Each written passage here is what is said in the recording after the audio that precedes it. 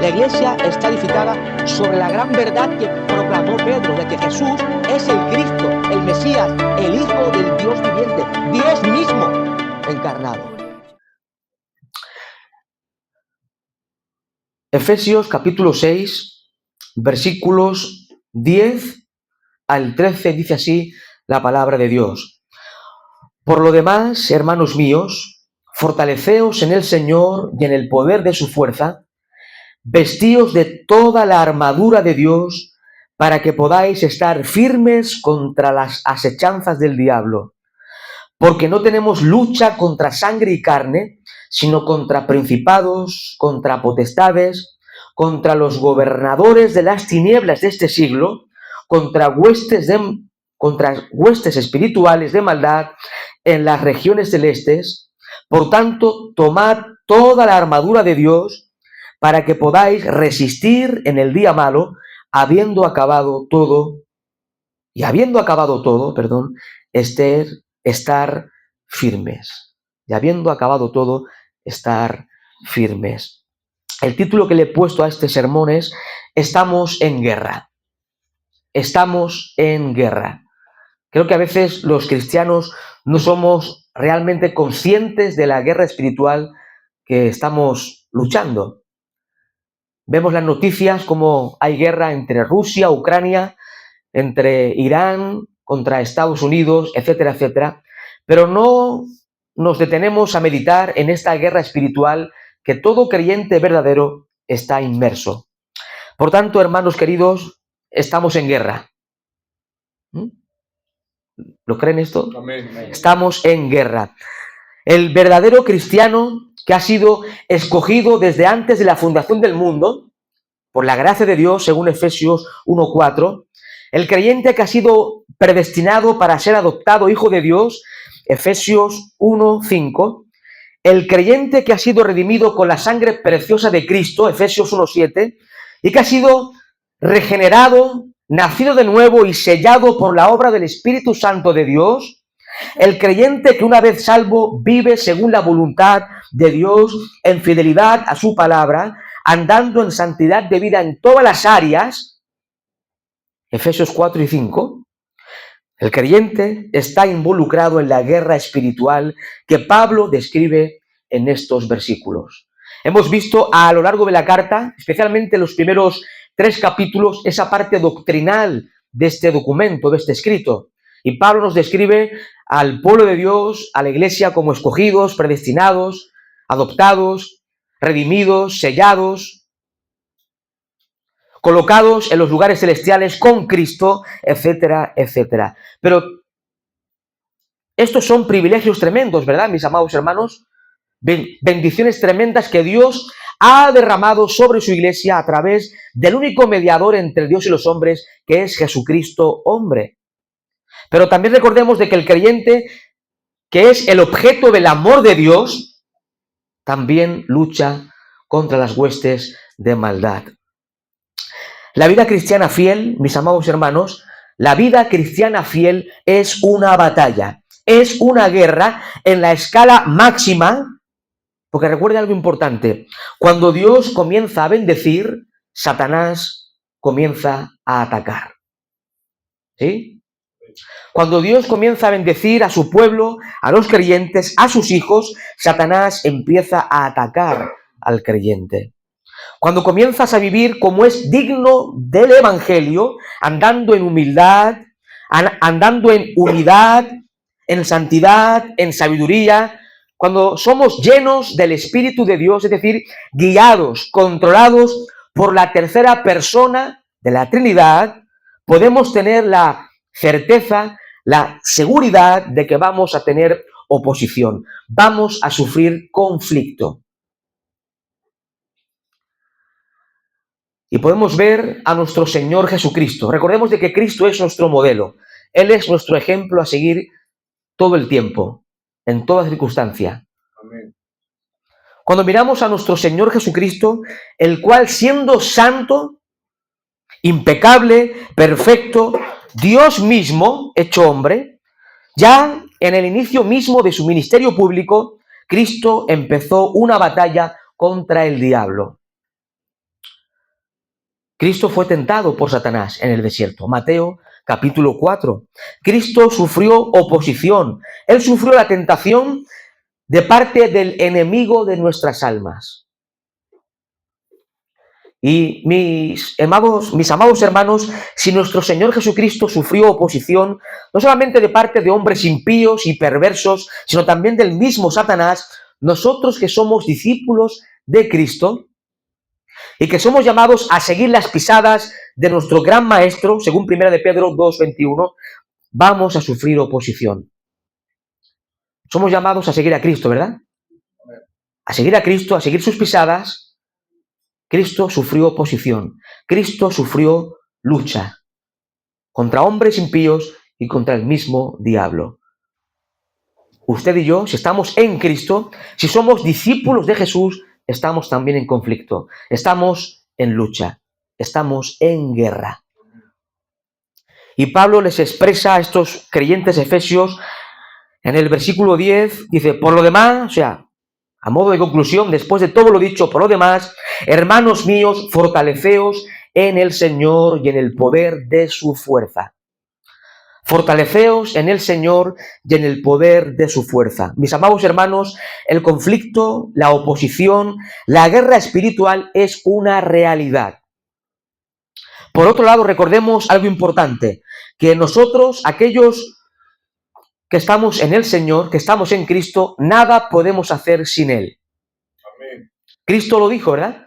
Sin mí nada podéis hacer. Amén. Sin Cristo estamos totalmente perdidos y arruinados. Sin Cristo no podemos hacer absolutamente nada en nuestra vida cristiana. Somos pecadores, recordemos.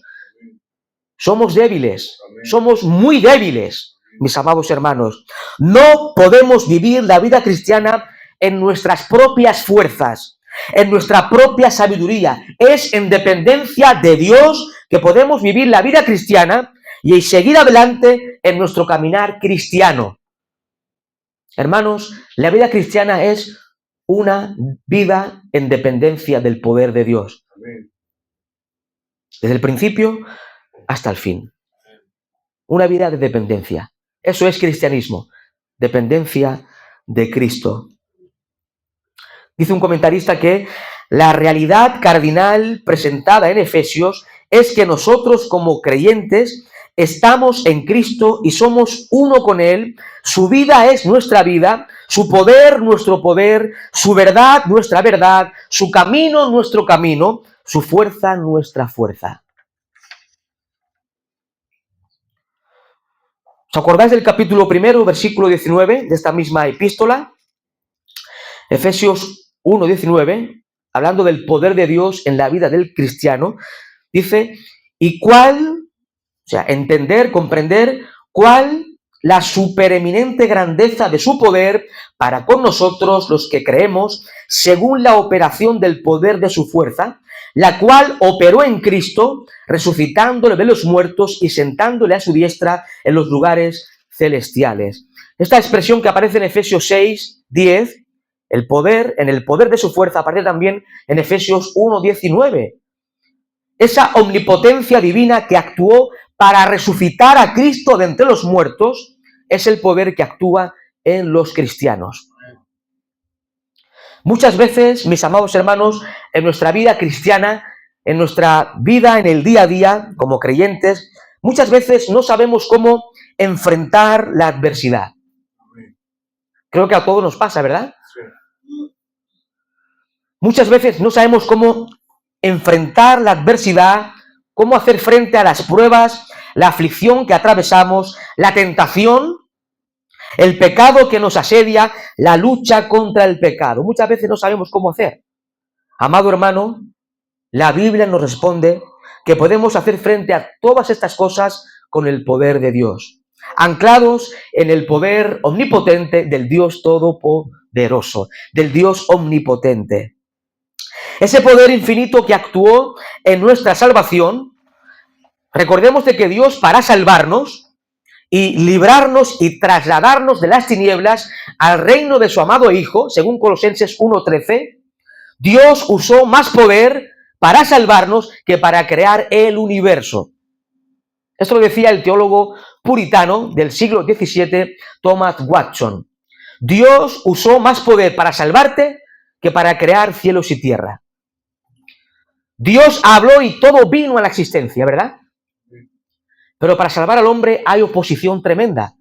Por un lado, la corrupción innata del ser humano, su propio pecado, que le impide acercarse a Dios, que se opone a la voluntad de Dios.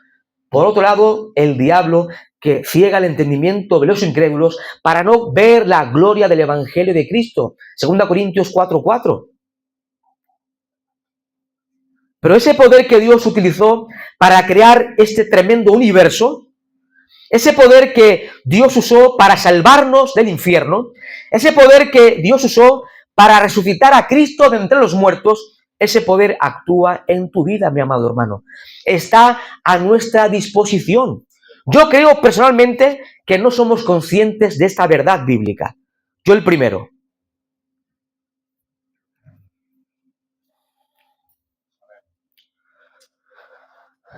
Tú no puedes enfrentar la aflicción, la prueba, la tentación. Eres débil. Soy débil. Somos muy débiles.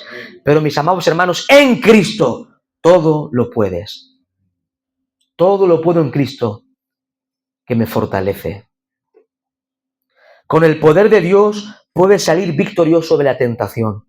Puedes pasar por la prueba. Puedes hacer frente a la adversidad más oscura en tu vida y experiencia personal. Con su omnipotencia podemos vivir según nuestro llamamiento en Cristo, como un hijo del Rey y para su gloria. Hermano y hermana, aférrate a la omnipotencia de tu Padre Celestial. Vive en dependencia del poder de Dios. Debemos entender que el poder de Satanás sobre los cristianos ya ha sido quebrantado. Antes, cuando estábamos en nuestros delitos y pecados, Satanás tenía potestad sobre nosotros. Estábamos bajo su autoridad, bajo su dominio, pero ahora somos de Cristo. Somos de Cristo, estamos en Cristo. Cristo nos compró con su sangre preciosa en la cruz del Calvario. Hemos sido trasladados de las tinieblas al reino de Jesucristo. La gran guerra ha sido ganada en la cruz del Calvario. Cristo derrotó, venció a la muerte, al pecado y a Satanás. Eso ocurrió de una vez y para siempre. Ahora bien, alguien podría objetar lo siguiente. Bueno, querido hermano, si ya estamos en Cristo, si hemos sido salvos, redimidos, y Cristo ya venció de una vez y para siempre al pecado, a la muerte y al mismo diablo, ¿por qué seguimos batallando? ¿Por qué seguimos en guerra? Es importante entender, querida iglesia, que también las Escrituras nos presentan otra realidad. Cristo venció. Pero la Biblia nos presenta otra verdad. Mientras estemos desde este lado de la eternidad, en este mundo como peregrinos en esta tierra, el creyente va a enfrentar batalla contra la tentación, contra el pecado y contra todo el sistema diabólico. Pero hermanos queridos, Dios en su gracia, Dios en su infinita bondad y gracia, nos da el medio, nos da los recursos para salir victoriosos. La iglesia necesita estar anclada en Cristo. Amén. La iglesia necesita estar asida del poder de Cristo. La iglesia necesita vivir en dependencia absoluta de Cristo. Recordemos de que en Cristo somos más que vencedores, Romanos capítulo 8. En medio de las mayores dificultades de la vida, mis amados hermanos, Dios da provisión al creyente para vencer. Dios quizás no va a quitar el problema. Las dificultades, las tentaciones, nuestras luchas. Quizás Dios a veces no quita esas cosas, pero sí Dios da la gracia necesaria para superar. Y según 1 Corintios 10, Él con la prueba nos dará también, juntamente con la prueba, la salida. ¿Sí? Pero a veces atravesamos luchas, ¿no? aflicciones, momentos adversos, y Dios no lo quita de tu vida. Pero sí te da los recursos necesarios para salir victorioso en los momentos difíciles. Mi amado hermano, en medio de las dificultades, de las luchas y conflictos, ¿en quién te refugias? Pregúntate, examina tu corazón, ¿en quién te refugias? Somos muy dados, los seres humanos, incluso los cristianos, somos muy dados en refugiarnos en nuestra propia sabiduría, en todo el conocimiento que hemos almacenado de la Biblia, en nuestros 30 años de cristianismo, en nuestro testimonio intachable. Hermano, eso no sirve para nada en este contexto. Refúgiate en Cristo. Amén. No te refugies en tu sabiduría, en tus fuerzas. Estás perdido. Estamos perdidos. Amén. Refúgiate en Cristo. Cristo es todo suficiente. Él es suficiente, mis amados hermanos. Echemos mano de Cristo.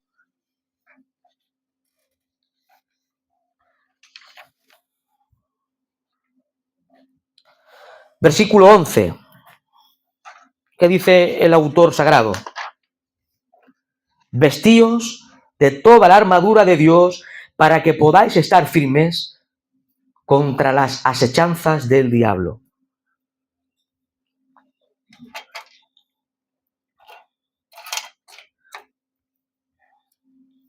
El verbo vestíos hace referencia a una acción que se realiza de una vez y para siempre. En el texto griego aparece así. Esa es la idea. Es colocarse la vestimenta de una vez y para siempre, ya para toda la vida. La armadura de Dios no es algo que se pone y se quita según me convenga, según yo desee, según el momento o según las circunstancias. Es una vestimenta que debe acompañar al creyente por el resto de su vida cristiana. Con toda probabilidad, como señalan la mayoría de comentaristas y eruditos bíblicos, además no hace falta ser un erudito bíblico, sino solamente leyendo el contexto de la carta, uno se da cuenta que Pablo escribe esta carta desde la prisión en Roma, concretamente en una casa de alquiler, atado a uno o quizás dos soldados romanos. Y en ese contexto Pablo fue guiado, fue inspirado por el Espíritu Santo para usar esa analogía del soldado romano para describir la batalla que lucha, que enfrenta todo cristiano genuino. Escribe un autor lo siguiente: la armadura del creyente le equipa más allá de los hechos iniciales y básicos del Evangelio y se convierte en la única manera de vivir la vida obediente, dominada por las Escrituras y llena del poder de Dios, de tal modo que estemos en capacidad de estar firmes. Esta armadura que Pablo va a mencionar, la armadura de Dios, nos equipa, mis amados hermanos, para vivir una vida obediente, para vivir una vida dominada por la palabra de Dios, una vida llena del poder del Espíritu Santo, de modo que cuando venga la aflicción, venga la tentación, venga esa guerra, estemos en capacidad de estar firmes ante estas adversidades. La armadura va a hacer posible que estemos firmes ante las asechanzas, artimañas, maquinaciones, métodos del mismo Satanás. Dice Pablo que estemos firmes, ¿no? Estar firmes. Esa palabra estar firmes, ¿le recuerda algo? Sí, ¿no? Al ejército. De hecho, es una palabra que se usa en un sentido militar de un soldado que está firme en la batalla. La palabra asechanzas en el griego hace referencia a eso. Asechanzas, artimañas, maquinaciones, métodos. Ahora, ¿cuáles son estas artimañas que utiliza el diablo? Esto es interesante, ¿verdad? Amén. Estas maquinaciones, estas artimañas, estas mentiras de Satanás se propagan en todo el sistema mundano de maldad y de tinieblas. Sobre este sistema mundano impío está el príncipe de este mundo que rige y gobierna. Primera de Juan 5:19. El mundo entero está bajo el maligno. Ahora, estas asechanzas incluyen pecados, incluyen prácticas inmorales incluye la falsa religión, las teologías y doctrinas falsas opuestas totalmente a la palabra de Dios y al santo evangelio de Cristo Jesús. Hermanos, circulan muchas doctrinas falsas, ¿verdad? Amén. ¿Qué crees? ¿Que eso es el producto de la fantasía de un hombre? Detrás de todas las falsas enseñanzas está Satanás. Amén. Él promueve las prácticas inmorales, la falsa religión, las teologías y doctrinas falsas, contrarias a la palabra de Dios, las políticas malévolas que circulan en esta sociedad. Estas políticas de aborto, de eutanasia, de homosexualismo, etcétera, etcétera, etcétera, son promovidas, son impulsadas por Satanás. Amén. También las dudas puestas en las mentes de los cristianos. ¿No le viene a usted a veces dudas? Amén. Vienen muchos pensamientos, ¿verdad? De dudas en nuestro corazón. Dudas para que no confiemos en el Señor. Incluye también estas asechanzas diabólicas, las tentaciones sobre los hijos de Dios para caer en inmoralidades, la mundanalidad, el orgullo. Incluye la calumnia, el escarnio, la persecución contra los santos. Queridos hermanos, estamos en guerra. Estemos firmes. Estemos firmes. Para ello necesitamos vestirnos con toda la armadura de Dios. Algo que veremos el próximo domingo en detalle. Decía el gran teólogo y pastor inglés del siglo pasado, Martin Lloyd-Jones, él señalaba que el campo principal, esto es interesante, si lo leyera de otro hombre tendría dudas, pero de Martin Lloyd-Jones no hay duda. Es un hombre muy bíblico, gran teólogo, hombre muy usado por Dios. Martin Lloyd-Jones enseñaba que el campo principal de las asechanzas del diablo es la mente humana. Amén. ¿Sí? Amén. Satanás no va a venir vestido con un tridente, con unos cuernos y una cola. Eso es fantasía humana. El campo más peligroso que utiliza Satanás para traer sus dardos contra el creyente es la mente. Martin Lloyd-Jones, en su obra Depresión Espiritual, describe cómo los malos pensamientos asaltan la mente del cristiano sin que los busquemos. Esto lo estaba leyendo esta mañana, lo he anotado a última hora, y es muy interesante. ¿No le ha pasado? Creo que a todos nos ha pasado. Que estamos en casa, por ejemplo, ¿no? Estamos leyendo un libro de teología, de doctrina, estamos leyendo la Biblia, o estamos viendo una peli en casa, o hablando, sea lo que sea, algo que no es pecaminoso. Y de golpe te vienen pensamientos raros. Amén.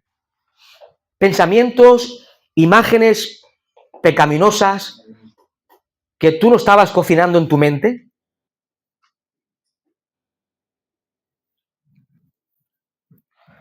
Decía Martin Lloyd-Jones que cuando esos pensamientos que vienen de golpe a nuestra mente, sin que nosotros estemos pensando en ellos, sino que vienen a nuestra mente, ¿no le ha pasado, hermano, esto alguna vez? Amén. Incluso puedes estar en comunión con el Señor, orando, leyendo la palabra de Dios, y te vienen unos pensamientos, unas imágenes, ideas terribles, pecaminosas. Tú no estabas pensando en ello, ha sido de golpe. Ha venido a tu mente un pensamiento pecaminoso, un pensamiento terrible muchas veces. Decía Martin Lloyd-Jones que cuando tú odias ese pensamiento que ha venido de golpe, tú lo aborreces y lo odias y no quieres seguir pensando en ello, suelen ser pensamientos, ideas que coloca el diablo.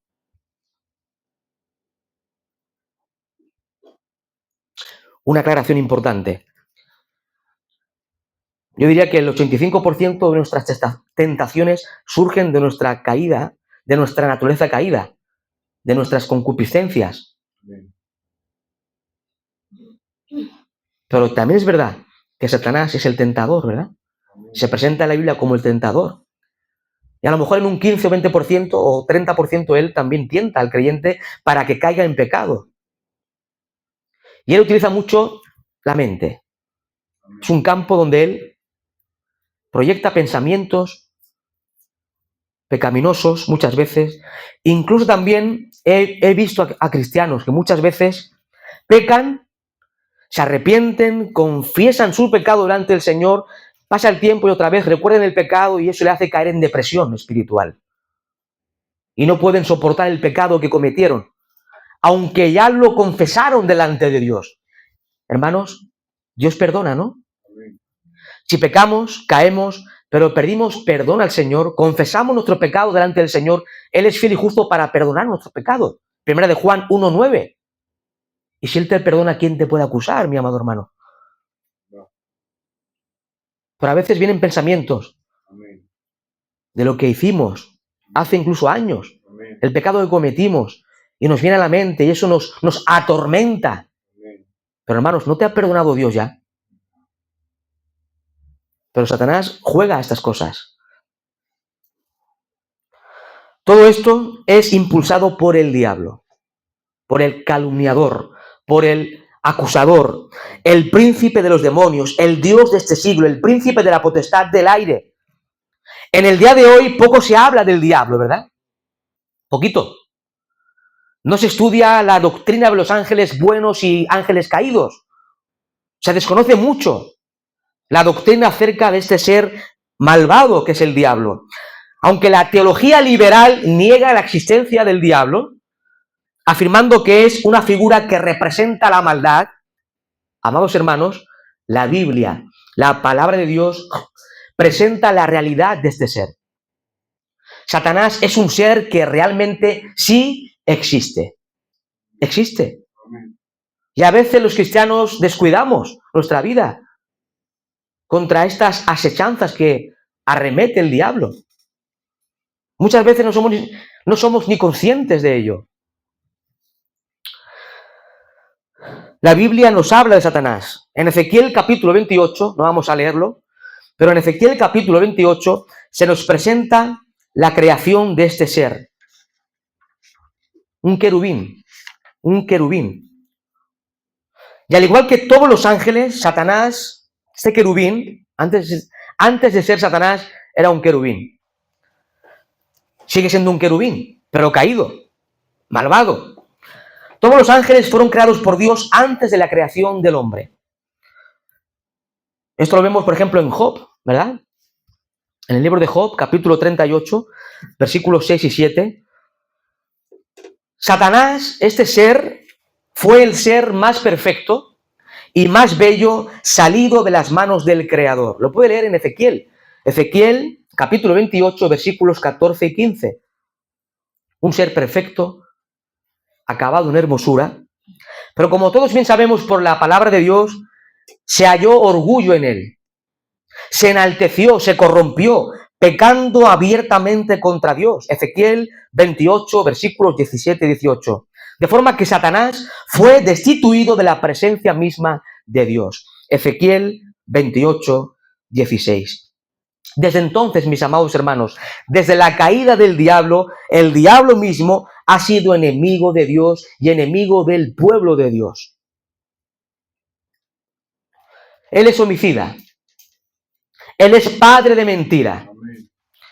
Todas las mentiras que hay en el mundo proceden del diablo. Amén. Es el padre. Al igual que Cristo es la verdad, amén, Él es la mentira.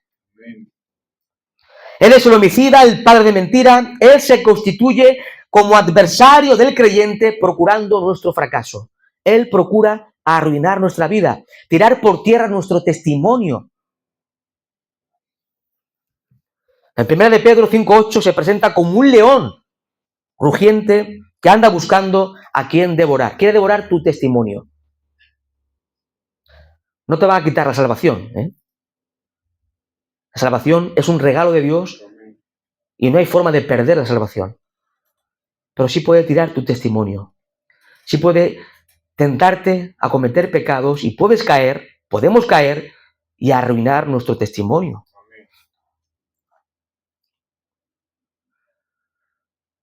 Satanás se opone a Dios y persigue a sus santos. Las Escrituras nos enseñan que este ser malvado pervierte la palabra de Dios siempre que puede. Mateo capítulo 4. Ya lo hizo en Génesis, ¿no? Tergiversando las palabras de Dios.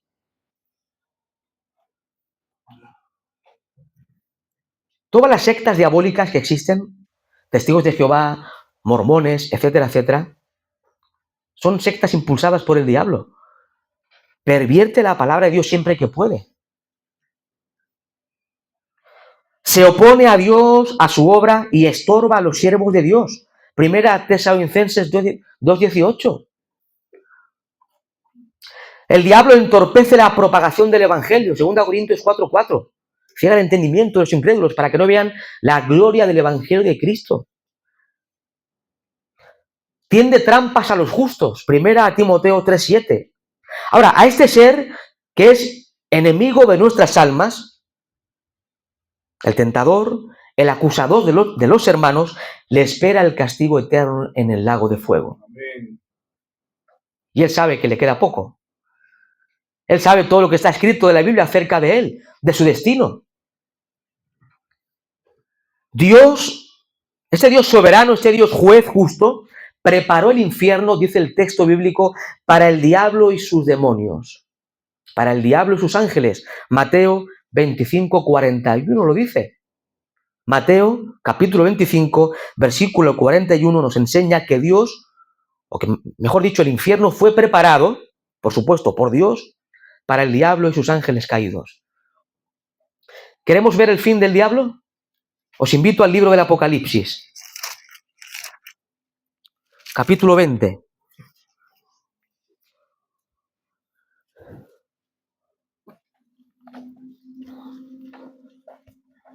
Apocalipsis capítulo 20, versículo 10. Después cuando termine el reino de Cristo en la tierra, habrá una guerra, aquí, una guerra, la última guerra.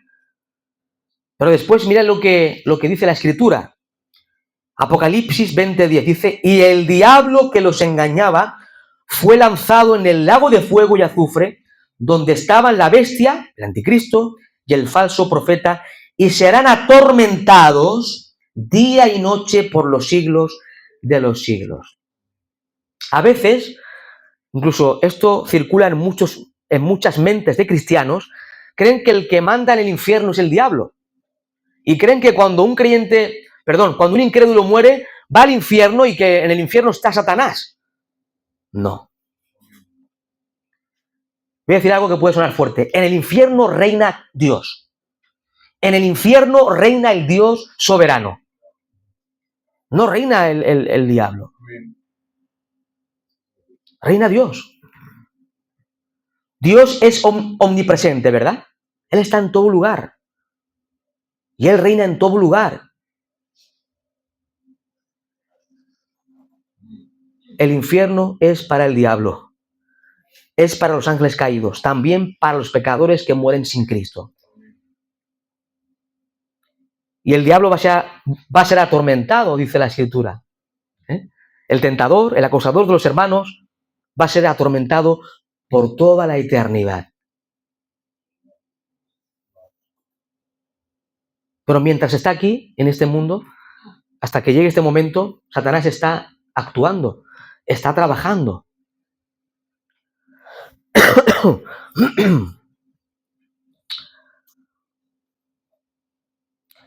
Mientras estamos en esta tierra, mis amados hermanos, debemos estar firmes.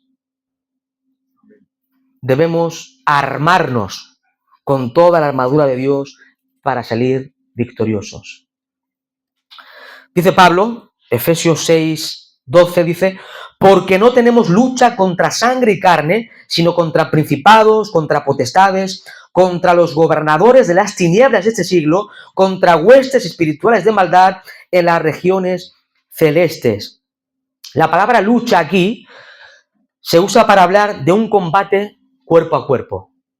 Creo que nuestro hermano Gabriel lo sé, era luchador, no sé qué tipo de lucha hacía, pero fue vencedor de Europa y de España varias veces, y él sabe lo que es un enfrentamiento cuerpo a cuerpo, ¿verdad?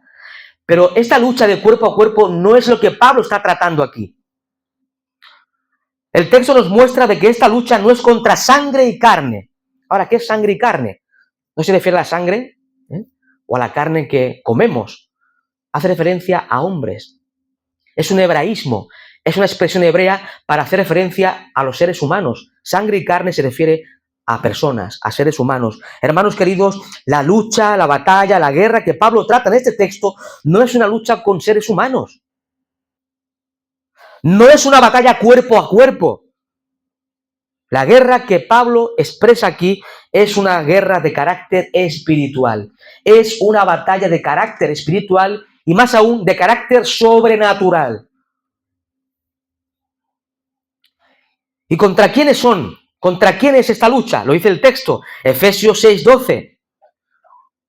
Contra principados, potestades, gobernadores de las tinieblas, huestes espirituales de maldad. Todo esto de potestades, principados, gobernadores, huestes, nos habla de los diferentes rangos, diferentes niveles de rangos que existen en el mundo de los demonios. Hay diferentes rangos de demonios. Recordemos de que tras la caída del diablo, muchos ángeles le siguieron en su rebelión contra Dios, según el libro del Apocalipsis, capítulo 12, versículo 4. Dice el texto ahí que una tercera parte, que implica millones y millones e incontables de ángeles que siguieron a Satanás en su rebelión contra Dios.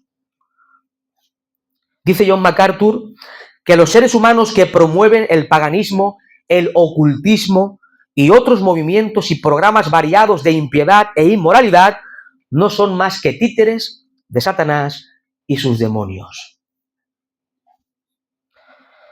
Aquí se mencionan ciertos demonios bajo el título de gobernadores de las tinieblas. Estos gobernadores de las tinieblas son demonios que se han infiltrado, escuche bien, suena muy, ¿cómo diría yo? Es una película, ¿no? Lo que estamos contando. Novelesco, de película, de Hollywood, pero no, es una realidad que presenta la Biblia. Los gobernadores de las tinieblas, que son una serie de demonios, se han infiltrado en sistemas políticos, gobernando según el patrón diabólico.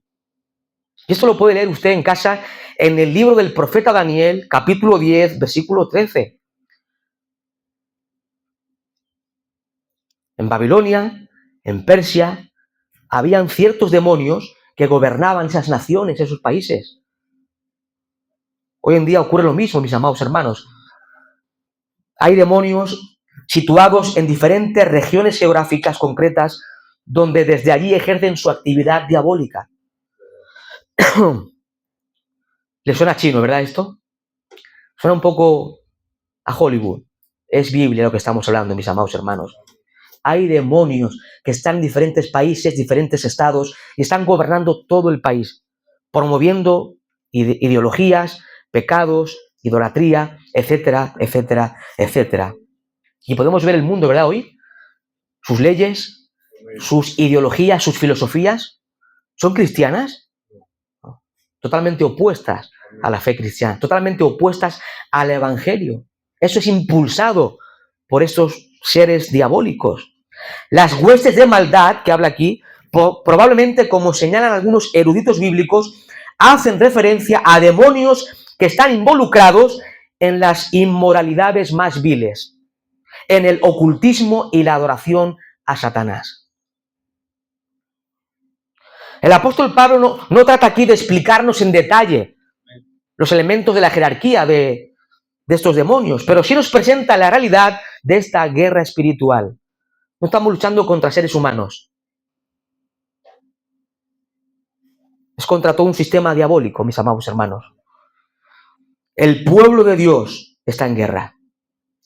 Y seguirá estando en guerra hasta que Cristo, el Rey de Reyes y Señor de Señores, irrumpa de nuevo en este mundo, en esta historia, regrese, aplaste, pulverice a todos sus enemigos y establezca su reino milenario, su reino glorioso, un reino caracterizado por la paz, la justicia y la santidad. Él regirá con vara de hierro a todas las naciones, mis amados hermanos. ¿Creemos de que Cristo viene? Amén. Él viene y va a aplastar, como decía Carballosa, va a pulverizar a todos sus enemigos. Amén. Y va a establecer su reino glorioso, reino mesiánico. Y entonces la tierra, el mundo, la humanidad, va a saber lo que es un reino. Va a saber lo que es un reino glorioso. Pero mis amados hermanos, mientras estamos aquí, debemos tomar toda la armadura de Dios. Armadura que Pablo enumera en los versículos siguientes, 14 al 17, dice así: Estad pues firmes, ceñidos vuestros lomos con la verdad y vestidos con la coraza de justicia, y calzados los pies con el apresto del evangelio de la paz, y sobre todo tomad el escudo de la fe, con que podáis apagar todos los dardos de fuego del maligno, y tomad el yelmo de la salvación y la espada del Espíritu, que es la palabra de Dios. Esto lo veremos más en detalle el próximo día, mis amados hermanos. Ahora, quiero hacer una aclaración importante. Queda poquito para terminar, no se asusten. Una nota importante es que no somos llamados aquí en este pasaje a arremeter contra los demonios. No somos llamados a eso, No somos llamados a arremeter o a atacar a los demonios. Somos llamados a resistir. Y toda esta armadura que presenta Pablo no es para luchar contra los demonios, es para estar firmes en medio de la guerra, en medio de la lucha. Estar firmes. Es una armadura defensiva, no ofensiva, sino defensiva, para estar firmes y resistir las asechanzas diabólicas. Como bien señala un comentarista, las huestes de maldad, Satanás y los demonios han sido derrotados de forma definitiva por Cristo en la cruz. Colosenses 2:15. ¿Quiere leerlo? Vamos a Colosenses 2:15. La cruz de Cristo parece que fue un fracaso, ¿verdad? Humanamente. El otro día lo comentaba el hermano Fernando. El fracaso más grande de la historia. Un supuesto rey, Mesías, crucificado, muerto como el peor de los malhechores. Eso parece el fracaso más grande de la historia humana, ¿verdad?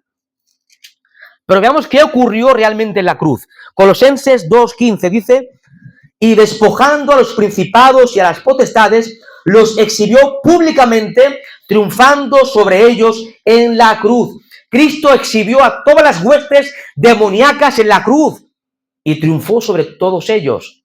No solamente triunfó sobre la muerte y el pecado, sino especialmente sobre Satanás y sus demonios. Cristo triunfó de una vez y para siempre. Y la imagen que Pablo expresa ahí, en Colosenses 2:15, es la de un general romano venciendo a otro rey, tirándolo por las calles de Roma, desfilando su guerra, su batalla, su triunfo sobre el enemigo. Eso hizo Cristo en la cruz, mis amados hermanos. Él ha vencido. Cristo ha vencido de una vez y para siempre sobre el pecado, sobre la muerte y el mismo Satanás. Pero hermanos, estamos en guerra. Aunque Él ha vencido, nosotros estamos en guerra. La llamada guerra espiritual, dice este comentarista, no es una lucha contra los demonios, sino una acción de resistencia para que sus artimañas no consigan el propósito de derribar al cristiano. Hermanos, la guerra espiritual, oigan bien, presten atención, no se distraigan, no es reprender al diablo y a los demonios. ¿Dónde está eso en la Biblia? Aparece 2 veces, Zacarías y en Judas, y es Dios quien reprende.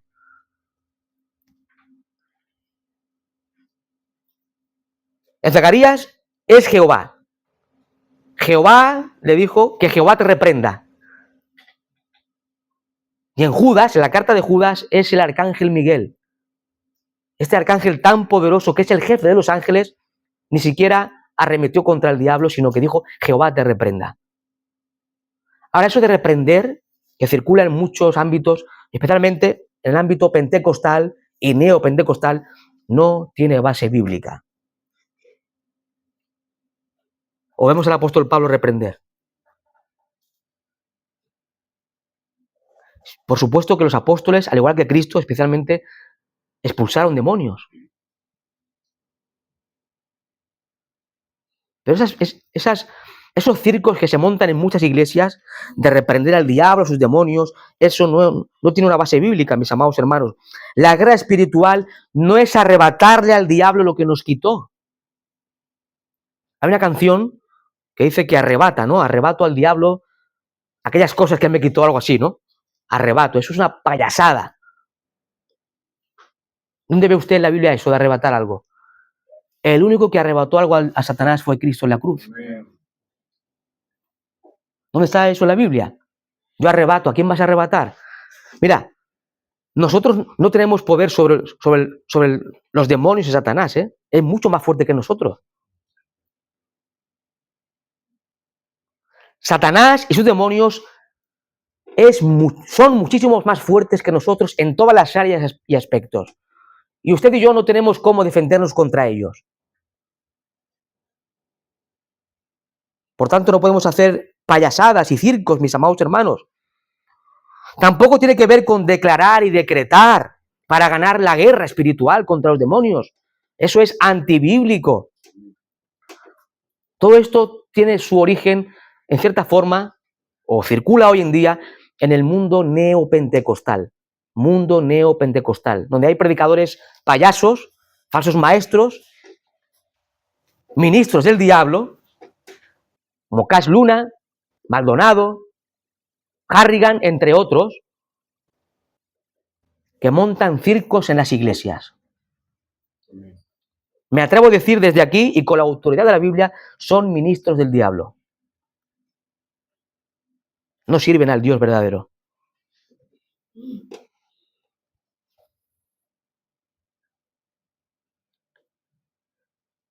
Creo que todos hemos visto, ¿verdad? Cuando alguien está mal, de alguna forma, viene al pastor para que le ore, lo tire, lo empuje, le abra la cabeza en el suelo. Para vencer al diablo, eso. Decía el otro día el pastor Samuel Pérez Millo, le hacían una pregunta y él decía, todos los que caían al suelo estaban poseídos en la Biblia. Hermanos, la resistencia al enemigo de nuestras almas comienza no reprendiendo a nadie, no haciendo un círculo en la iglesia, comienza con una vida obediente a Dios. Amén. Una vida sometida al Señor. Amén. Nada tiene que ver con gritos y circos montados en muchas iglesias alrededor del mundo. Santiago 4:7, ¿qué dice la Biblia? Santiago capítulo 4, versículo 7, someteos pues a Dios, resistid al diablo y huirá de vosotros. Y en 1 de Pedro 5:8 nos insta el apóstol a ser sobrios y velad. Porque nuestro enemigo anda buscando a quien devorar. Pero ¿qué nos dice Pedro? Estad sobrios, despiertos y velad. Amén. Sobrios, velad, someternos a Dios y el diablo irá. Amén. El enemigo, mis amados hermanos, viene a tu vida y a mi vida muchas veces con mentiras. Vienen con mentiras, con engaños, con tentaciones, con falsas enseñanzas. Hermanos queridos, debemos depender del poder de Dios. Amén. Debemos depender del Señor en todo tiempo. Debemos tomar toda la armadura. Nuestra armadura no es reprender, no es saltar, no es cantar más o menos. Es la verdad. La verdad de Dios, es el Evangelio, es la fe, es la salvación, es la espada, que es la palabra de Dios. Esas son las armas que Dios ha provisto para sus hijos para hacer frente al diablo y sus demonios. Por tanto, necesitamos estar anclados en la verdad de las Escrituras, mis amados hermanos. Debemos estar anclados en la verdad de las Escrituras y sobre todo vivir en obediencia a la palabra del Señor. ¿Quieres salir victorioso ante las asechanzas del Satanás y sus demonios? Sométete a Dios y vive según su palabra. Vivamos en obediencia a su palabra. Hermanos, concluyo, no sabemos los obstáculos, las tentaciones, los peligros, las dificultades que vendrán a nuestra vida, ¿verdad? ¿Usted lo sabe? No. Dios sí. Pero vendrán tentaciones, peligros, dificultades, adversidades a nuestra vida a nivel personal y también a nivel de iglesia. Vendrán. Pero en el día malo confiemos en el Cristo omnipotente. En el día malo aferrémonos, refugiémonos en el Cristo soberano, el cual venció en la cruz y el cual está sentado a la diestra del Padre, como Rey soberano. Hermanos, Cristo es tu castillo. Os invito al Salmo 18. Salmo 18. Se presenta al Señor como nuestro castillo fuerte.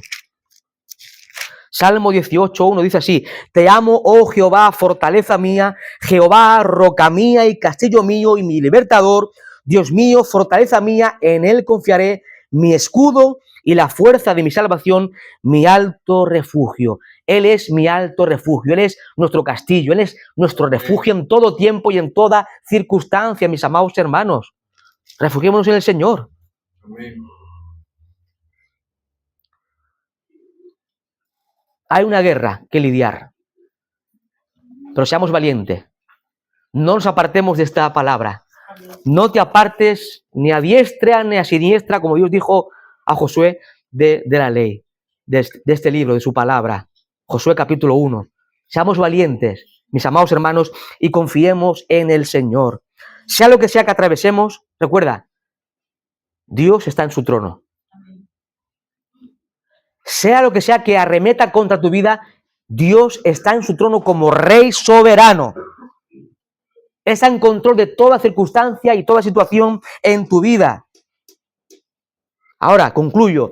A los que viven sin Cristo, debo recordarles que los que están sin Cristo viven bajo el dominio, bajo la autoridad de Satanás.